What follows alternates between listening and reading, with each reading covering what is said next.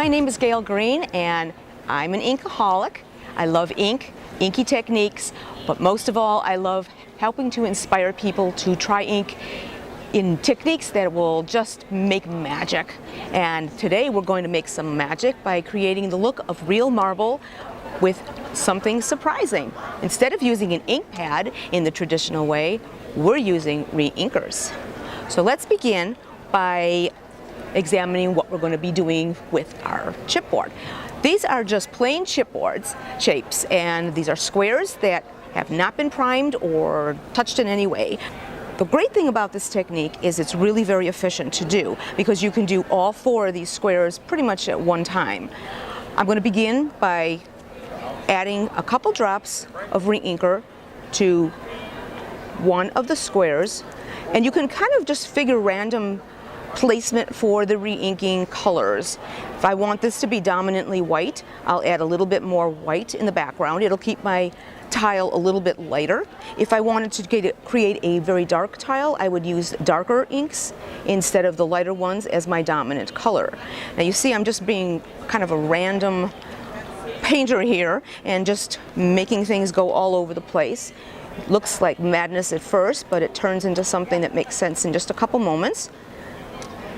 I'm going to add just a tiny bit of this brown color, and then we're going to get rolling here. See, not a lot of the dark because I just want to keep this kind of a light tile for the moment. Okay, now I've applied all of the inks here, and I'm going to take one of my other squares. I'm going to press it down and just kind of rotate it around to blend it, not necessarily a lot, but holding it down. You want to rotate it and blend it. You will get a little bit of ink on your fingers doing this, so just be prepared that you will need to clean your hands off when you're done. And then you place two other chipboard shapes on top of each of these shapes. Now I've already done that with this one over here, and what I'm going to do is I'm going to show you how we just use the dauber, and I want to just blend the edges a little bit so the colors blend in a little bit more. And they just are giving a subtle hint of natural colors that you would find in stone. You can blend these as much as you'd like or as little as you'd like. I'm covering the sides at the moment too so that I get a complete coverage going with these colors so that it all blends together. Put each one of these aside. Now I'm going to just work on one at a time when I do the veining. I'm just going to add a little bit more blending to one of these here, so that I can show you the difference when we finish each of these. You'll see how they'll be coordinating when they are done, but they'll also look different. Okay, so at this point we can actually go ahead and heat emboss this to seal this in so that we can hold on to things without getting ink all over our hands, or we can go ahead and do veining. I'm going to show you what happens when I heat emboss at the first step here, and then on the second one I'm going to show you what it looks like when we heat emboss after we've added the marbling.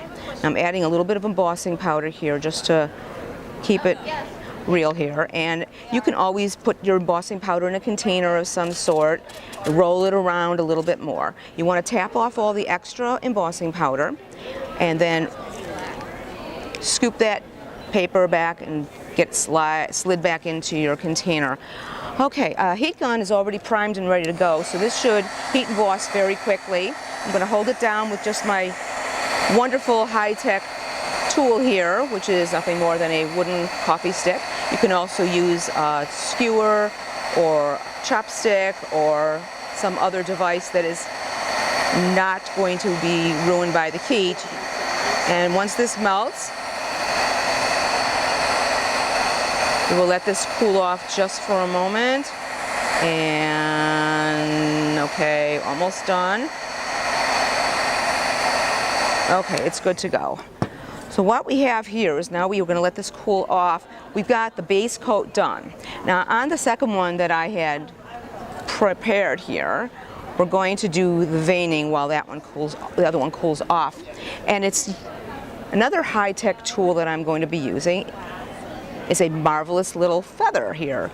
So my fingers are a little bit full of ink, so that's why I'm sticking. I normally would just kind of wash off in between processes. I'm going to add a little bit of this bright orange kind of color here, and you want to be very sparing with how much you put in here for the veining. And I'm going to add a little bit of brown, because I want a brown vein as well. And you take a feather and just roll it through to create these wonderful veins. And you can add colors. You can stop at this point. I'd like to add a little bit more color to this one, but everyone wants to do something a little bit different and individual. So if you want to do small amounts of veining rather than large amounts of veining, feel free. And you can also use different feathers, because sometimes it's fun just to play with the effects the different feathers give. And there you have some veins. Another way of doing the veins is to come down across after you've created the lines, and then just kind of blend a little bit in together so you get some subtractive lines going here. Okay, that looks pretty neat. So what I'm going to do now is add the embossing powder, and we're going to seal this in. Tap it off. And move it. Whoops, I'm sticking here.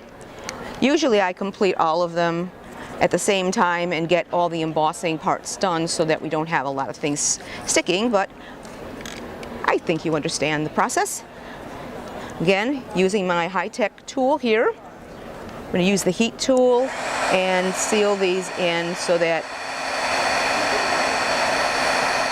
everything is nice and sealed, the ink gets dried, powder melts, and you have a very nice, shiny, glossy surface, which will appear to be very similar to a real marble tile. Of course, you can use whatever colors you choose. If you want to be bright or light or dark, it's your choice. And I could heat that a little bit more. I could add a little bit more powder. What I've done sometimes is I have added, after I've done this embossing, the initial embossing, what I'll do is I'll let it cool down for a moment, and then I will go over here and on the top, and I will add clear ink on top and add yet another layer of powder. So it gets a very nice thick layer of melted glossy finish. And you can see that when I heat this, I'm going to bring this powder back into the container, of course. Whoops. And when I heat this, you'll see, whoops, here's my tool. You'll see how this gets nice and glossy. And the more you do, actually, the glossier it gets. So it's really a cool effect.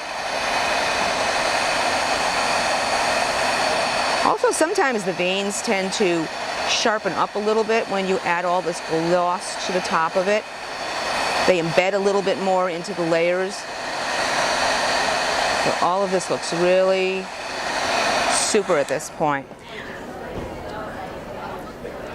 Let's move that one over, and let's do the one that I'd already sealed. If you remember, we already sealed that one, and I'm going to use the same colors to add some veins here. I'm going to use a little bit more brown so that the brown shows up a little more, and I'm going to just add my spots all at the same time because I'm going to run these in a little bit more together. You'll see that the ink with the coated one stays on the surface a little bit more, so that when you run your feather down, it's a little denser and you're getting some different texture. Because this is a lot different look than when I was using the inked surface. So I'm actually disguising a lot of what's going on by doing this. Well, you'll see what will happen when I heat it, because it will kind of blend into, whoops, I forgot the powder. That's not going to work. So I will add the powder and we will heat it up. Tap, tap, tap. Remember to remove your powder from the area that you're applying heat to, because otherwise your powder will all melt whether you want it to or not. Okay, and using my little tool here, we're gonna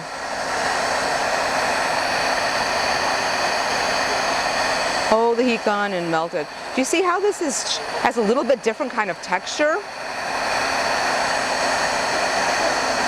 Looks a little bit different than the one I had done previously, because this is a little different process.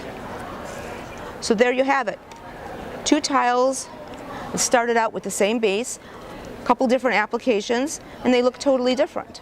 But if you create a bunch of tiles, you can put them together on cover boxes or cover vases or whatever you prefer to do with your tiles. I'm going to show you one finished piece. Here's a box that was done. It was just a plain box, and I covered it bottoms, side, and top with this wonderful marbling technique. So I hope you learned something about different use for re-inkers today. So have fun and keep inking.